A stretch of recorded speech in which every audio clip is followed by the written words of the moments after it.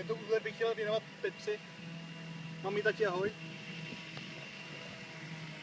Můj trenér mě toho hodně naučil.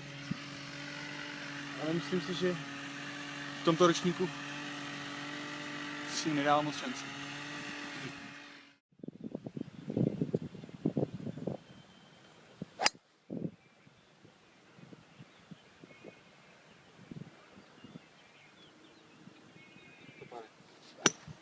Jak byste tento úlet okomentoval?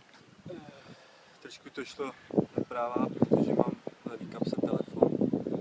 Táhne to, musím tu hůl trošku přiškrtit, ono to půjde. Masters je, tuším za 14 dní, to zvládne, s trenérem.